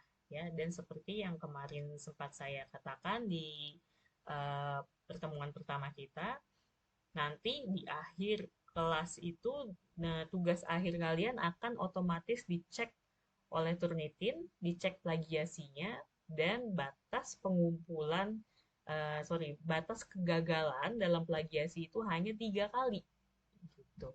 Jadi misalnya yang pertama plagiasinya sampai mencapai 50%, itu kalian masih bisa mendapatkan kesempatan untuk merevisi dan mengumpulkan lagi. Begitu terus tapi hanya sampai 3 kali. Jadi kalau untuk ketiga kalinya kalian masih plagiasinya masih tinggi, dianggap gagal lulus mata kuliah ini. Gitu ya. Tingkat plagiasi itu kalau tidak salah normalnya maksimal adalah 10% ya. Nanti biar coba saya cek lagi deh. Tapi biasanya di kampus lain gitu-gitu biasanya 10% ya untuk jenjang S1. 10 atau 12% lah gitu. Kalau mungkin di UT ini ada lebih sedikit lagi karena kita kan bukan mengerjakan skripsi ya, kita mengerjakan artikel karya ilmiah, di mana karya ilmiah itu biasanya cuma maksimal 10 halaman. Jadi kalau 10 halaman itu mungkin tingkat plagiasinya harus lebih rendah lagi, sudah bukan 10% lagi gitu. Mungkin aja seperti itu. Jadi harus hati-hati saat melakukan pengutipan tidak langsung ya. Kalau pengutipan langsung biasanya lolos gitu, bisa dianggap bukan plagiasi selama ada tanda kutip. Dan biasanya plagiasi yang panjang, yang kutipan panjang maaf ya, kutipan panjang yang dia menjorok ke dalam gini ya, itu dianggap bukan plagiasi gitu. Jadi kalau kutipan langsung agak lebih aman. Tapi kalau kutipan tidak langsung yang harus hati-hati, kita harus memparafrasenya itu cukup banyak gitu ya supaya tidak dianggap plagiasi. Oke. Kalau ditanya yang mana yang lebih enak, kutipan langsung atau kutipan tidak langsung, sebetulnya tergantung ya. Kalau kutipan langsung itu kayak tadi, enaknya adalah ada beberapa settingan Turnitin di mana dia mengeksklud, ya, mengecualikan kutipan langsung panjang. Tidak dianggap sebagai plagiasi. Tetapi kadang-kadang itu juga membuat kutipan langsung itu dianggap sebagai bukan dari bagian tulisan kalian gitu. Jadi kalau misalnya minimal halaman karya ilmiah adalah 10 halaman gitu. Tetapi ternyata kutipan langsungnya nih ada banyak. Yang dimana kalau kutipan langsung itu digabungkan menjadi satu halaman, itu ternyata kutipan langsung itu jumlahnya sampai 3 halaman gitu. Nah, itu dianggap berarti penulisan karya ilmiah kamu hanya punya 7 halaman gitu, karena 3 halaman lainnya hanyalah kutipan gitu. Jadi sulitnya kalau kutipan langsung adalah itu dianggap bukan tulisan kalian dan jadinya minimal halaman itu tidak bisa terpenuhi ya karena dianggap kutipan langsung itu ya bukan tulisan kalian. Tulisan kalian hanya 7 halaman, 3 halamannya adalah kutipan langsung gitu. Jadi kutipan langsung dan kutipan tidak langsung ini dipakainya bergantian aja gitu. Jangan kutipan langsung semua, jangan kutipan tidak langsung semua gitu. Jadi silakan dipakai bergantian atau kalau memang ingin kutipan tidak langsung semua pastikan parafrasenya tuh banyak gitu modifikasi kata-katanya itu cukup banyak supaya tidak terdeteksi plagiasi gitu. Ada yang mau ditanyakan dulu tentang ini kutipan langsung tidak langsung?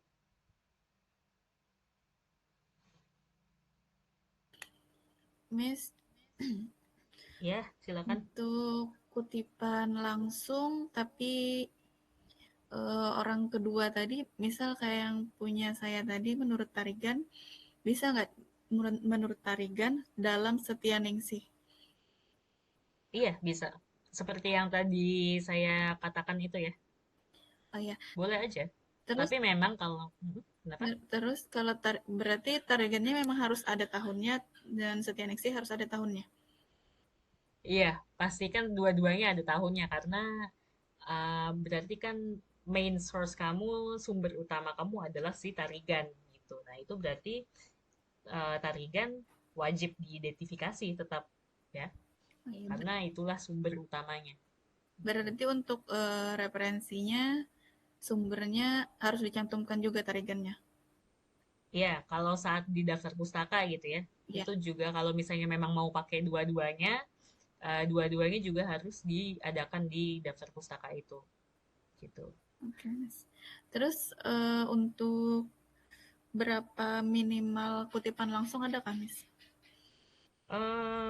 Nggak ada sih. Oh, iya. Cuma ya itu, jangan terlalu panjang karena ada yang menganggap kutipan langsung itu bukan tulisan kita. Gitu. Jadi kalau terlalu panjang malah nanti dianggapnya tulisan kita tidak memenuhi batas kata atau batas halaman dalam penulisan karya ilmiah gitu. Baik, Miss. Terima kasih. Iya. Ini jangan lupa ya kita kan karya ilmiah ya bukan skripsi. Jadi kita tuh cuma 10 halaman lah gitu. Nah, biasanya 10 halaman itu porsi yang paling banyak adalah hasil dan pembahasan gitu. Misalnya hasil dan pembahasan itu eh, 5 halaman deh gitu ya. Berarti semacam pendahuluannya, teori dan lain-lain ya maksimal itu 3 halaman. 1 halaman lagi atau 2 halaman lagi mungkin untuk kesimpulan dan daftar pustaka gitu ya. Jadi kita nggak banyak-banyak, maksudnya kalau untuk teori ya otomatis tidak usah panjang-panjang juga gitu ya, karena ya maksimal hanya 10 atau 15 halaman, 10 lah biasanya. 10 halaman itu udah cukup banyak kalau untuk artikel jurnal dan itu juga porsinya yang paling banyak adalah hasil dan pembahasan. Jadi bagian pendahuluan dan teori gitu-gitunya nggak usah terlalu dipusingkan ya. Walaupun mungkin memang itu bagian yang paling pusing gitu, tetapi masalah itu nggak perlu dipusingkan banget deh karena memang dapat porsinya itu cuma sedikit gitu. Apalagi kalau hasil dan pembahasan kalian nanti banyak sendiri. Itu misalnya dari 10 halaman, hasil dan pembahasan dapat 7 halaman, berarti sisanya ya cuma 3 halaman dong untuk pendahuluan, teori, dan kesimpulan, dan dasar pustaka gitu. Nah itu 3 halaman tuh udah harus mengemas 4 bab itu, jadinya otomatis nggak bisa banyak-banyak gitu ya. Jadi saran saya sih gitu ya, tidak usah terlalu dipusingkan karena porsi halamannya cuma sedikit. Nanti pokoknya yang penting bener gimana cara saat mau mengutip itu caranya betul, kemudian penulisan daftar pustakanya betul, dan nanti untuk hasil dan pembahasan lah yang akan kalian fokuskan gitu ya. Oke, ada lagi komentar atau pertanyaan?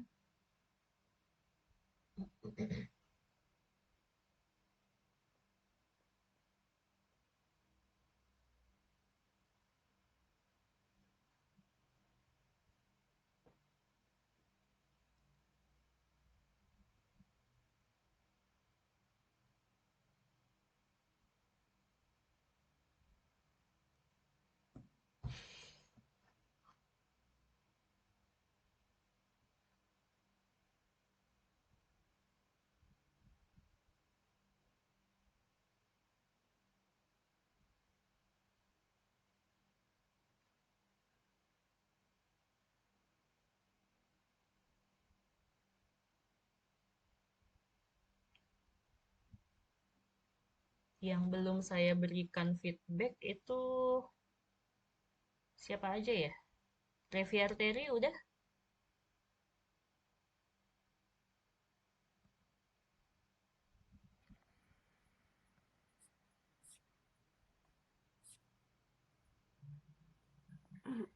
Yang belum saya berikan belum ya, Reviarteri ya?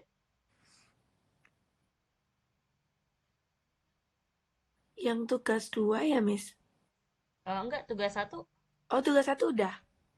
Tugas satu udah. Oh, ini ada 2 yang belum di grade ya, siapa aja ya? Ada yang belum mungkin biar nanti saya langsung cek yang tugas satu.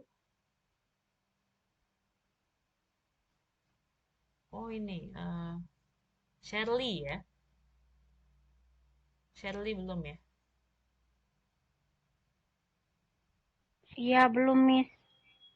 Oke, coba saya cek. Ini kamu juga sudah bikin ini ya, draft kayaknya ya. Hmm,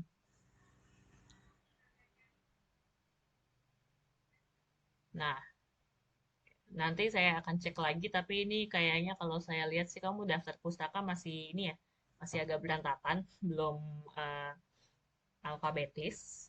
Nanti coba diiniin sama ini em, daftar pustaka kan untuk tugas 2. Yang untuk tugas satu kamu berarti masih harus mengumpulkan rangkuman ini apa namanya? Rangkuman referensi ya.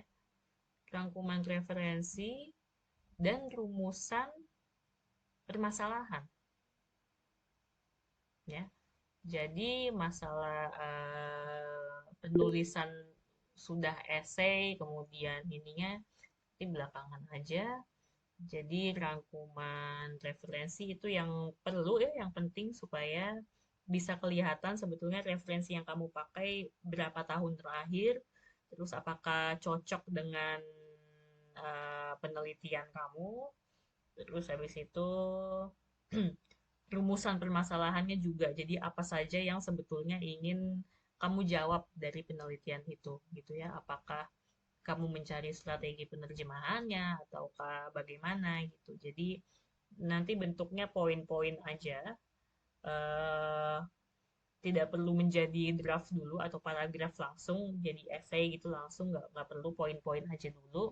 Kemudian untuk daftar pustakanya boleh dilewatin dulu ya untuk di tugas satu ini.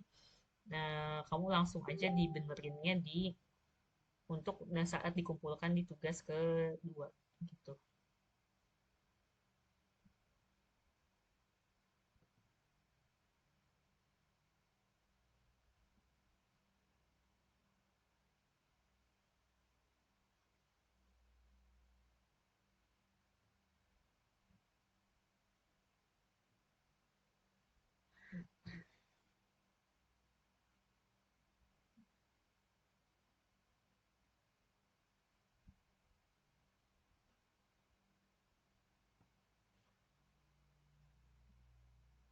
Oke, ada lagi?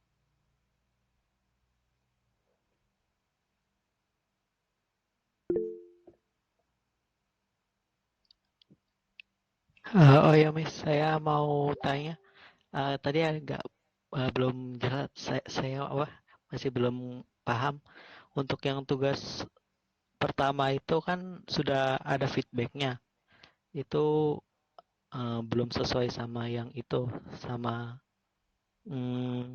penelitian saya. Jadi yang direvisi ini nanti dikumpulkan di tugas 2 begitu ya, Miss? Iya, sebetulnya mulai tugas 3 itu kalian semua sudah harus mengumpulkan penelitiannya dalam bentuk draft.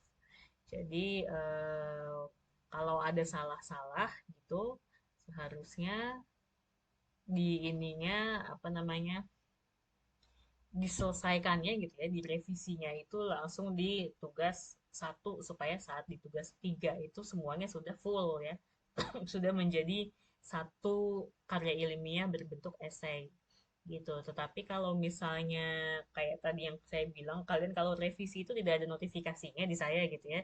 Jadi misalnya mau merevisinya, mengumpulkannya di tugas 2 itu nggak apa-apa. Kan eh, bisa mengsubmit lebih dari satu file kan ya di satu tugas itu ya. Ya tadi saya coba begitu, cuma error, Miss. Oh, error. Atau saya Hmm. yang salah ya? Makanya saya gabung jadi satu sama daftar pustaka. Oh gitu. Satu Kalau file.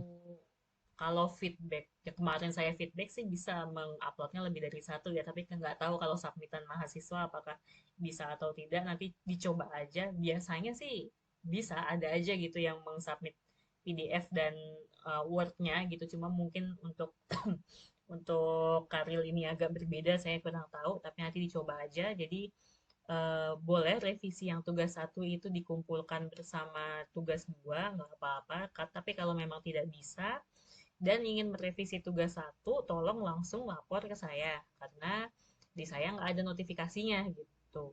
Eh, apa namanya? Jadi nggak kelihatan kalau misalnya kalian sudah merevisi. Bahkan nggak kelihatan apakah ada perubahan dalam file gitu, biasanya biasanya enggak, biasanya filenya tuh baru terupdate-nya berapa jam kemudian gitu setelah kalian mengupload. Jadi betul-betul tidak kelihatan ada pembaruan gitu di dalam submitan tugas 1 itu. Jadi kalau misalnya memang ingin merevisi tetap di tugas 1, silakan boleh, tetapi tolong beritahu saya supaya bisa saya cek lagi gitu. Supaya nanti saat di tugas ketiga dan keempat, kalian kan cuma mengumpulkan tugas 4 kali nih, berarti ini sebetulnya udah setengahnya gitu ya. Saat mengumpulkan tugas ketiga dan keempat itu sudah selesai dari segi tema penelitian sama referensi itu udah semua gitu. Jadi tugas ketiga dan keempat itu yang butuh dikasih feedback hanyalah kontennya gitu. Apakah hasil dan pembahasan kalian sudah benar atau belum. Tapi dari segala susunan daftar pustaka, kemudian referensi, rumusan pertanyaan penelitian gitu-gitunya harusnya sudah selesai sebelum di tugas 3 dan 4 ya. Jadi tadi ya boleh silakan mau kumpulin di tugas 2 nggak apa-apa, ngumpulin di tugas 1 juga nggak apa-apa, tapi kasih tahu juga bahwa kalian sudah mengupdate di tugas 1 gitu ya. Ya baik, terima kasih, Bu. Oke, sama-sama. Yang lainnya bagaimana? Shirley, kalau judul karil, oh judul karil saya bisa diterima. Coba tadi kamu judulnya adalah Analysis of the Translation Meaning of Moral Message. Translation Meaning of... Oh, oke. Okay. Jadi, ini novelnya sudah diterjemahkan ke Indonesia, Shirley.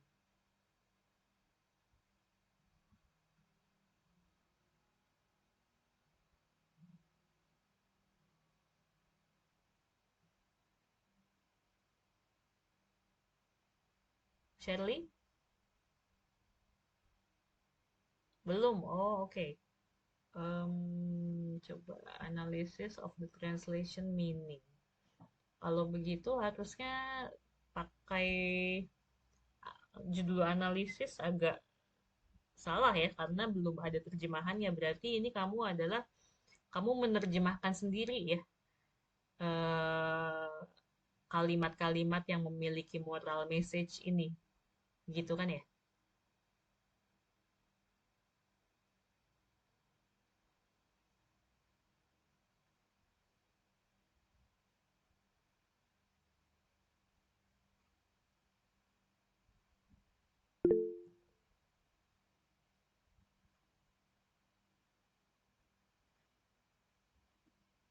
Sebetulnya bisa aja sih kamu menerjemahkan sendiri aja bagian yang kamu sukai gitu, bagian message-message itu di buku ini. Tapi mungkin judulnya jadinya kurang tepat gitu. Soalnya kamu memakai judul Analysis of the Translation Meaning. Kalau analisis kan berarti kayak translationnya sudah ada dan kita menganalisis gitu. Sementara ini adalah kamu baru mau menerjemahkannya sendiri gitu. Jadi, tunggu.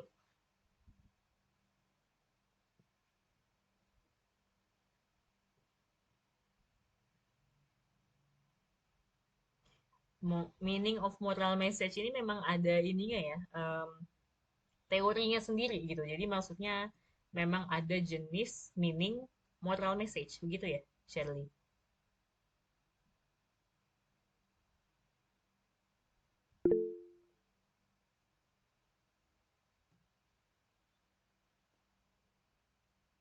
Oke, ya udah tidak apa-apa kalau gitu. Mungkin judulnya disesuaikan aja. Tidak usah mengganti temanya gitu ya, tetapi mungkin disesuaikan judulnya menjadi hmm, moral message meaning translation of Little Prince novel gitu aja. Bagian analisisnya dihilangin aja terus disesuaikan karena ini kan belum ada terjemahannya ya, jadi kamu hanya menerjemahkan sendiri, jadi tidak perlu pakai kata analisis gitu sebetulnya. Oh, begitu. Terima kasih, Miss. Oke, sama-sama. Tadi Budi Santoso juga belum saya cek ya judul barunya ya, coba ya. Sekalian aja.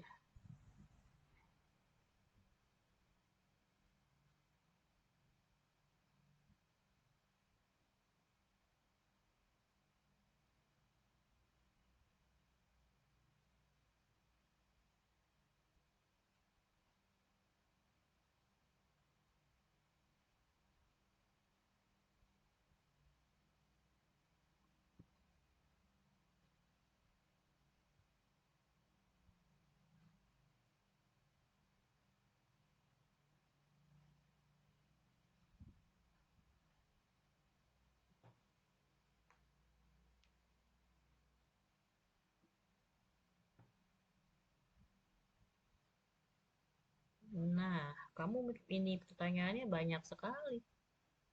Disederhanakan aja, Budi. Eh, ya bagaimana ya ya Miss itu disederhanakannya. Localization of video games, cultural adaptation, and linguistic challenges. Nah, kamu identifikasi masalahnya, kamu mau fokusnya ke kualitas. Terus sama tantangan linguistik. Nah, kalau tantangan linguistik berarti bagian budayanya kamu buang gitu. Jadi kalau linguistik fokusnya tantangan linguistik ya itu berarti fokusnya ya ke bahasanya aja yaitu struktur kalimat, kosakata gitu-gitu aja. Ya, jadi mungkin kamu sambil lihat ya ini kamu ya karena agak tidak etis kalau saya share kemudian teman-temannya lihat. Mungkin bagian rumusan masalah yang satu bisa dibuang ya aspek budaya. Terus dua juga tunggu mesin terjemahan, perangkat lunak yang kualitas dan efisiensi coba-coba juga. Oh nomor tiga juga bisa dibuang. Kayaknya yang bisa kamu pakai ya nomor 5. Udah ya, nomor 5 aja. Atau gini, eh kamu kayaknya malah lebih fokusnya ke budaya deh ini ya. Pertanyaan penelitiannya ya. Iya sih, ke budaya.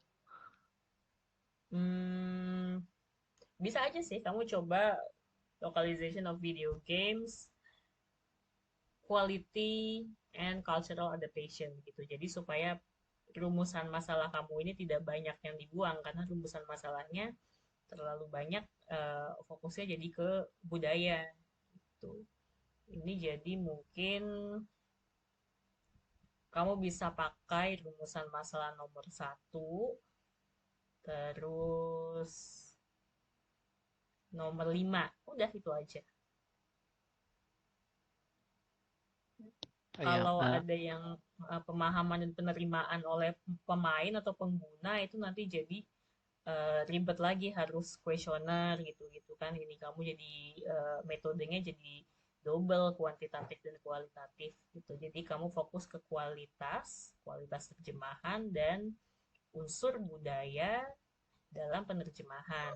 Dan yang nomor satu, rumusan masalah nomor satu juga bisa memasukkan strategi penerjemahan budayanya gitu ya.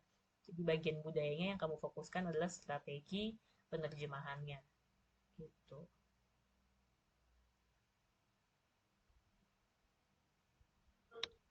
ya baik Miss, terima kasih. Oke, nanti untuk yang referensi saya cek lagi ya, karena agak panjang nanti saya cek lagi. Oke, yang lain ada lagi yang mau ditanyakan atau komentar?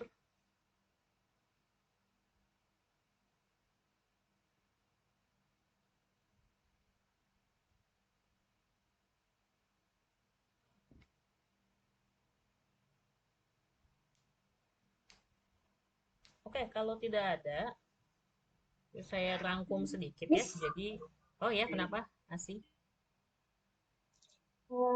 maaf, saya yang terakhir join. Oh, kok baru join? Bukannya tadi udah ada? Oh, dari tadi udah ada maksudnya join grup. Dan kebetulan saya belum nyerahin tugas satu juga, Miss. Oh, oh gitu. Kamu jadi dari tugas satu belum mengumpulkan apa gimana? Iya, belum ngumpulin.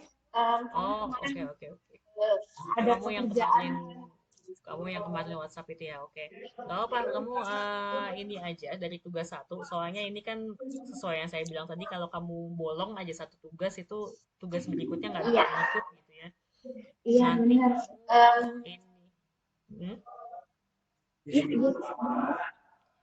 Kamu nanti submit ke tugas 2, di situ ada di e-learning bagian yang aktivitas belajar 3 ya. Iya. Aktivitas belajar 3 itu sudah dikasih tahu harus apa aja yang kamu tulis, yaitu judul, kemudian rumusan permasalahan. Saya share deh sekalian ya, biar nggak salah paham sebentar. Ini sambil buka. Nah,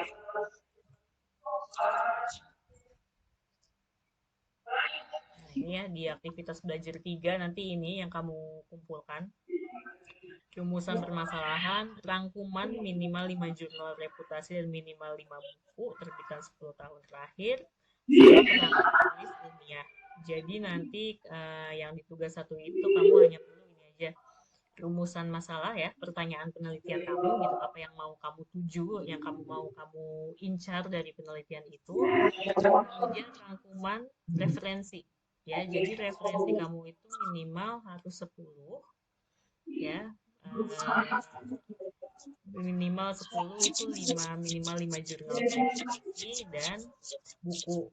Ya, kalau buku sebetulnya nggak perlu 10 tahun terakhir. Nanti kalau memang ada yang lebih update gitu ya, kayak tadi edisi-edisi itu silakan. Jadi pokoknya rangkuman ini referensi minimal 10 dan jangan lupa dirangkum ya, supaya kelihatan ini referensinya cocok nggak sama penelitian kamu gitu ya. Kemudian kerangka tulisan. Nah, kerangka tulisan itu seperti ini.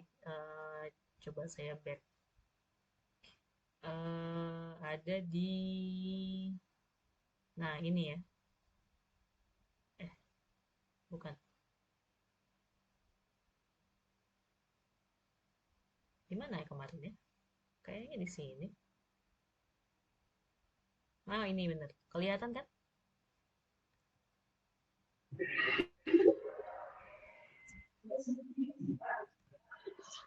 Nah, ini ya. Yang kamu perlu tulis kerangka tulisan itu kayak gini. Satu, pendahuluan. Terus dua, apa yang mau kamu tulis di pendahuluan itu. Gitu. Misalnya, definisi penerjemahan gitu. Kemudian penerjemahan buku, penerjemahan apa gitu ya. Kemudian tiga, strategi penerjemahan begitu. Jadi tuliskanlah kerangkanya ya, atau apa namanya ya, pokoknya poin-poin deh apa yang mau kamu tulis di penelitian itu ya. Ini contohnya masih di tadi aktivitas belajar 2 itu aja. Sama daftar pustaka berdasarkan referensi kamu itu. Kalau daftar pustaka boleh langsung dikumpulkan di tugas 2 aja, nggak masalah ya, di aktivitas belajar 5 ya. Nah, jadi untuk yang 3 tadi, judul, rangkuman referensi, pertanyaan penelitian, sama kerangka penulisan itu di aktivitas belajar 3. Di daftar pustaka itu aktivitas belajar 5. Ya, bisa ya Asih ya? Ya, sebentar ini saya baru ketemu judul, masih nyari-nyari referensi nih, karena saya ngangkat idiom kan. Satu aja sih, baru ngangkat satu, baru ketemu satu, dan itu agak susah ya di Sinta nyari jurnal-jurnal yang idiom gitu. Oke. Kalau susah nyari di Sinta, coba aja nyari yang internasional sekalian. Kalau Iya, kalau daftar sih di Scopus. Scopus bisa, walaupun mungkin agak-agak ribet bahasanya, tapi ya Iya, bisa benar. ref gitu-gitu ya. Kalau misalnya kamu mau mencari referensi, kemarin saya juga sudah bilang ke teman-teman ya, misalnya kamu menemukan satu artikel nih tentang idiom, gitu. Terus itu kamu coba cari aja, cek daftar pustaka dari artikel itu, gitu. Karena pasti artikel itu juga akan memasukkan referensi dari artikel-artikel lainnya yang ada hubungannya dengan idiom gitu.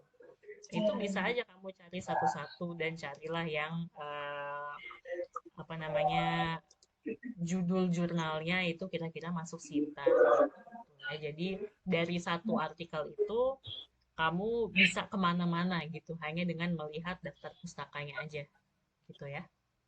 Saya nemu sih ada jurnal juga nih, cuman dia kebanyakan website ya. Dari buku itu dikit, kebanyakan semua dari website, dari jurnal juga dikit. Jadi sebenarnya harus nyari referensi yang lain ya. Kalau buku nggak apa ya, nggak 10 tahun terakhir. Kalau untuk penelitian memang dianjurkan artikel ya, Kalsel, karena kalau website itu kan kredibilitasnya kan rendah. Jadi maksudnya semua orang bisa menulis website gitu. Kalau artikel jurnal kan hanya yang sudah melakukan penelitian aja gitu, itu akademisi yang sudah melakukan eksperimen dan lain-lain baru bisa menulis artikel jurnal. Jadi memang saat menulis karya ilmiah, website boleh aja dipakai tapi jangan dijadikan sumber utama gitu ya, sumber primer. Tetap sumber utamanya adalah artikel jurnal atau buku. Jadi website itu ya jangan banyak-banyak banget gitu sih. Palingan kayak 10% dari total daftar pustaka lah gitu. Misalnya daftar pustakanya ada 10, ya berarti websitenya 1 atau 2 aja gitu. Karena sumber utamanya bukan dari website, melainkan dari artikel atau buku gitu ya. Nanti saya boleh liatin kalau misalnya masih ada yang saya belum. Ya, oke. Jadi nanti untuk judul kamu bisa kok apa namanya diskusi lewat WhatsApp gitu dulu karena kita waktunya udah mau habis ya. Jadi takut waktunya tidak cukup. Terus nanti kan kamu agak telat ya ngumpulinnya. Jadi lebih baik mau diskusi dulu via WhatsApp nggak apa-apa untuk judul atau semacamnya. Teman-temannya yang lain juga nggak apa-apa kalau misalnya mau diskusi ini kok dari feedback yang kemarin mungkin ada yang belum jelas gitu, tapi belum sempat ditanyakan hari ini atau bagaimana. Terus mau ganti judul atau gimana itu silakan lewat WhatsApp aja nggak apa-apa, saya bisa eh, membalas gitu ya, kalau misalnya mau. Oke, ada lagi komentar atau pertanyaan yang lain? Oke, sama-sama.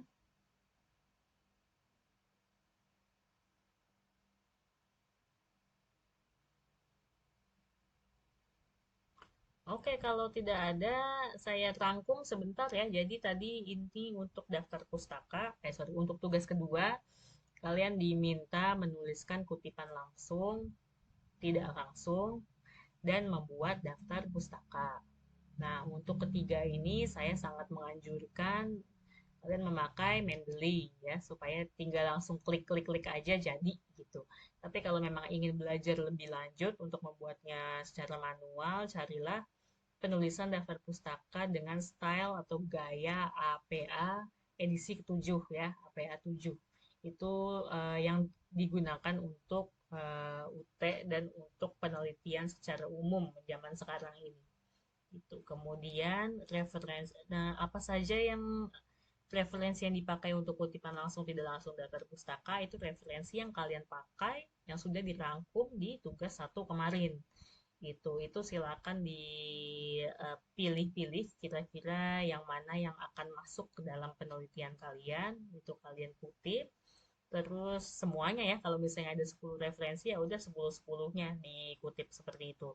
Kalau mau nambahin referensi juga nggak apa-apa, nggak masalah. Kemudian untuk revisi tugas 1 silakan dikumpulkan ulang di tugas 2 kalau bisa ya, kalau bisa mengumpulkan 2 file. Kalau tidak bisa, silakan dikumpulkan lagi di tugas 1, tapi tolong beritahu saya bahwa tugas kalian sudah direvisi karena di saya tidak ada notifikasinya. Itu. Kemudian apa lagi ya? Untuk tugas selanjutnya itu sudah harus membuat draftnya gitu, sudah harus ada hasil dan pembahasan. Jadi pastikan minggu ini atau setidaknya sampai minggu depan lah itu semua hal-hal kecil kayak pertanyaan penelitian, terus habis itu list-list referensi, daftar pustaka itu semuanya itu sudah beres gitu. Jadi minggu depan sudah fokus ke isi penelitiannya, yaitu konten, pembahasan, dan hasilnya. Itu karena itulah apa namanya fokus kita, fokus mata kuliah kita, fokus kelas kita adalah di situ di pembuatan penelitiannya, ya isi penelitiannya. Oke, jadi sudah ini ya, nanti tinggal di ini sendiri, di download dan diinstal Mendeley-nya supaya bisa melihat lebih lanjut. Kalau tidak ada pertanyaan lagi, saya minta semuanya on cam lagi ya. Kita untuk foto bersama lagi sebagai dokumentasi dan absen. Ayo dibuka. Asi, Shirley, Reviarteri, Indira, Ricky Diva masih ini ya. Oke. Indira, nah oke, sudah semua. Kalau gitu saya foto ya. 3, 2, 1. Oke, terima kasih semuanya. Sampai berjumpa lagi ya. Sampai jumpa. Sampai jumpa. Kalau misalnya ada yang mau ditanyakan, silakan WhatsApp ya. Saya sangat open kok untuk diskusi ya. Oke, terima kasih. Saya tutup sampai di sini ya. Terima kasih. Malam.